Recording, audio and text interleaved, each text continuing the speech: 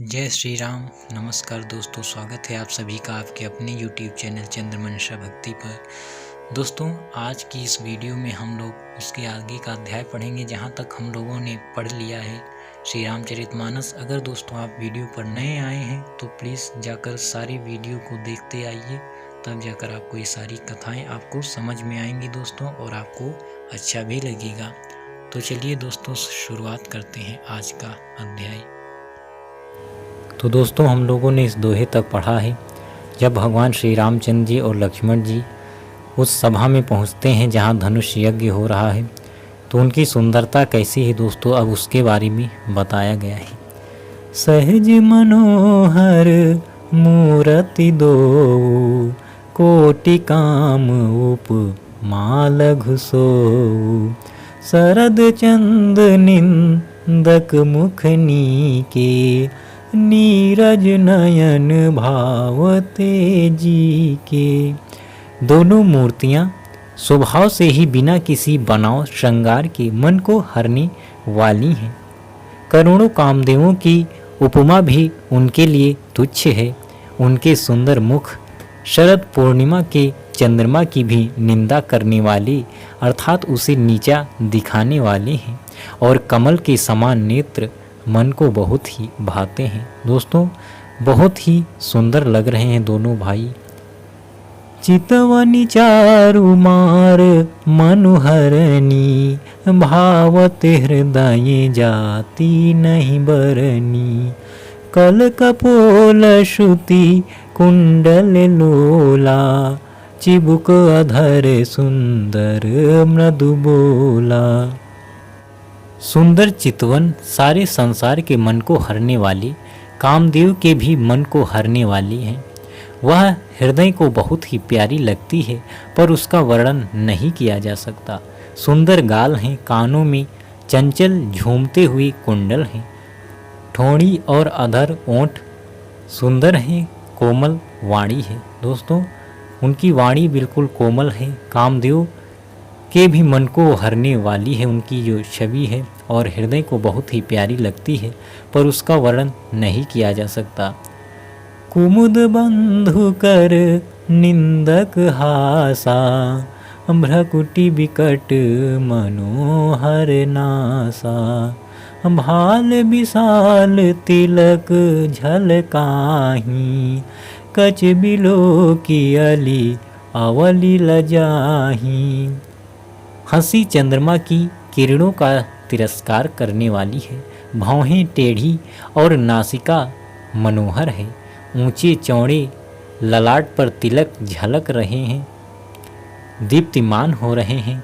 काले घुंघराले बालों को देखकर भंवरों की पंक्तियां भी लजा जाती हैं। दोस्तों, काले घुंघराले बाल हैं और हंसी चंद्रमा को भी तिरस्कृत करने वाली है। भौहें टेढ़ी और नासिका बहुत ही सुंदर है।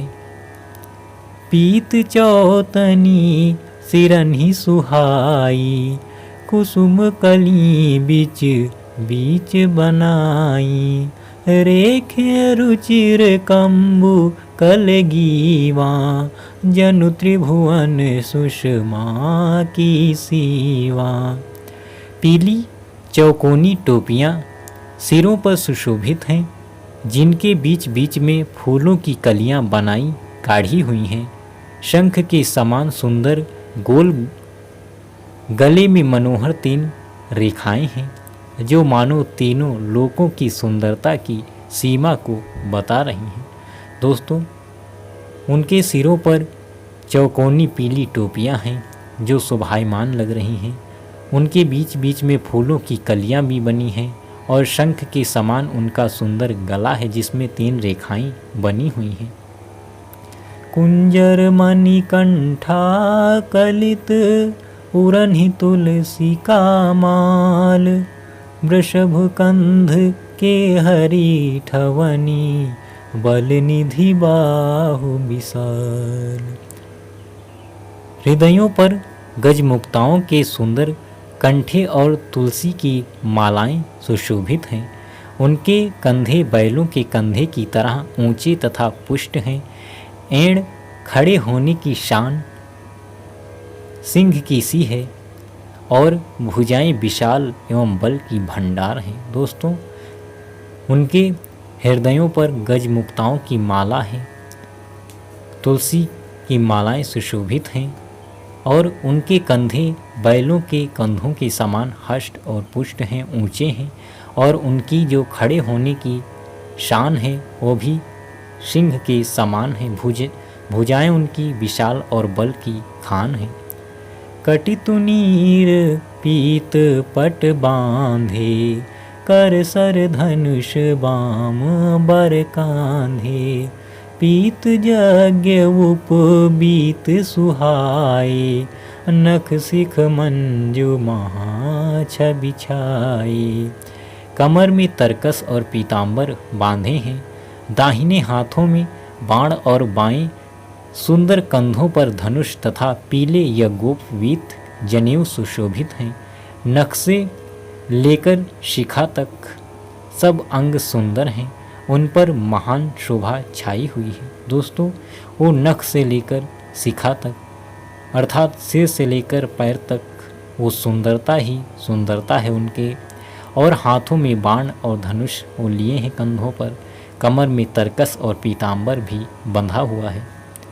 देख लोग सब भये सुखारे, एक टक लोचन चलत न तारे, हर्षे जन को देखी दो भाई, मुनिपद कमल गहे तब जाई। उन्हें देखकर सब लोग सुखी हुए, नेत्र एकटक निमेष शून्य हैं और तारे पुतलियां भी नहीं चलते। जनक जी दोनों भाइयों को देखकर हर्षित हुए, तब उन्होंने जाकर मुनि के चरण कमल पकड़ लिए। दोस्तों, उन्हें देखकर सब लोग सुखी हो गए और उन्हें देखते ही रह गए।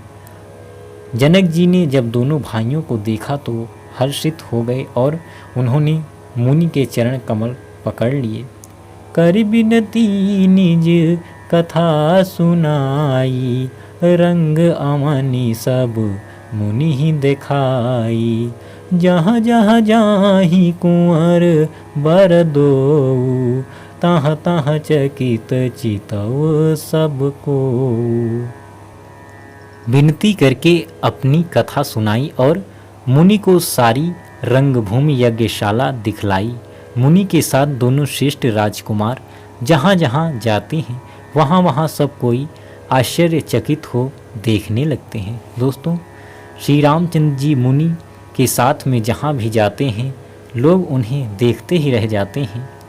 निज निज रुख राम ही सब देखा, कौ न जान कछु मरम विशेषा, भली रचना मुनि नपसन कहेऊ, राजा मुदित महासुख लहेऊ।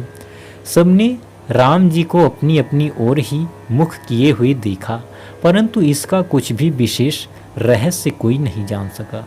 मुनि ने राजा से कहा, रंगभूमि की रचना बड़ी सुंदर है। विश्वामित्र जैसे निष्प्रह विरक्त और ज्ञानी मुनि से रचना की प्रशंसा सुनकर राजा प्रसन्न हुए और उन्हें बड़ा सुख मिला। दोस्तों, भगवान श्री रामचंद्र जी सबको देख रहे हैं, ऐसा लगता है जो भी उन्हें देखता है कि वो उन्हीं की ओर देख रहे हैं, पर इसका कोई मर्म नहीं जान सका, भेद नहीं जान सका। रंगभूमि की प्रशंसा कर रहे हैं विश्वामित्र जी। उन्हें बड़ा सुख मिला जब राजा ने उनसे ऐसी प्रशंसा सुनी। सब मंचन ते मंचु एक सुंदर बिसद विशाल, मुनि समेत दो बंधु तहाँ बैठा रे महिपाल। सब मंचों से एक मंच अधिक सुंदर, उज्जवल और विशाल था। स्वयं राजा ने मुनि सहित दोनों भाइयों को उस पर बैठाया। दोस्तों, सब मंचों में अर्थात जो मंच बने थे, जो बैठने के स्थान थे, उनमें एक बहुत ही अधिक सुंदर, उज्जवल और विशाल था। तो उस पर राजा ने स्वयं मुनि सहित दोनों भाइयों को उस पर बैठाया। तो दोस्तों, आज के अध्याय में बस यहीं तक हम लोग पढ़ेंगे। इसके आगे हम लोग अगले अध्याय में पढ़ेंगे। तब तक के लिए जय श्री राम, नमस्कार।